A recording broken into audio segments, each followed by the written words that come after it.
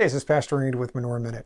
Today I want to talk about a passage in the book of Ezekiel. In the book of Ezekiel, it speaks about, in chapter 47, river flowing from the temple. A river flowing from the temple. And we find that this river is going to flow from the temple into the Dead Sea and bring life again to the Dead Sea. I'm going to read the passage to you.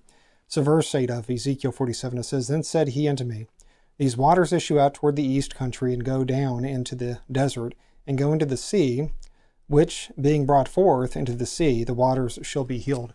Now, for those who are familiar with the Dead Sea, this is such an incredible prophecy because I've been to the Dead Sea twice. I've had the opportunity to bless and go to Israel twice. And both times I was able to visit and float in the Dead Sea. And the Dead Sea, to give you an idea, they say it's salty, 10 times saltier than most salt waters. And the buoyancy is so great you really can't swim, you just kind of float. And it really is an incredible sensation, nothing really like it. But we also know the Dead Sea is called the Dead Sea because there's really nothing alive in it. I mean, I guess there's some algae and some microbes maybe, but there's no fish. There's nothing really of substance alive in the Dead Sea because it's dead. The salt content is so great that the nothing living can live in the Dead Sea. But we find here an incredible prophecy in the book of Ezekiel. We find here in Ezekiel that water is going to come forth, it says, from the temple in Jerusalem, is going to go down into the desert, and I'm assuming via the Jordan River, and then go into the Dead Sea. And it says the Dead Sea is going to be alive, and it's going to be able to contain life after this happens.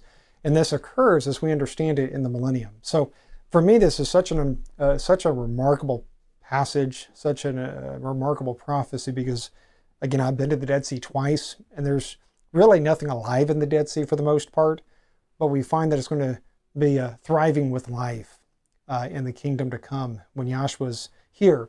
So we find some real grand changes will take place when Yahshua returns to establish his Father's kingdom on earth. And one of those is, again, this prophecy of turning the Dead Sea into a living sea through the waters coming forth from the temple. And I believe that these waters likely come from the Gihon spring. If for those who are familiar with the location of Jerusalem, you'll know that there's really no natural body of water there. There's just nothing there except the Gihon. In fact, most experts, historians, archaeologists will say that if it wasn't for the Gihon spring, Jerusalem would not exist today. It's only because of the Gihon and the water that provided life for that Jerusalem exists. So we find that, again, during the millennium, during the time when Yahshua comes, that he's going to usher these waters from the temple into the desert, into the Dead Sea. And again, he's going to make the Dead Sea into a living sea. And I just find this so inspiring, so remarkable, so incredible, especially if you've been there and you've seen it.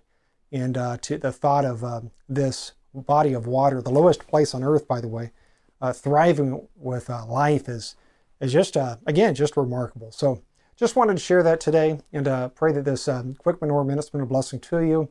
I would encourage you to like the video, to subscribe to the channel, and with that, may Yahweh bless you. Have a great day. Bye-bye.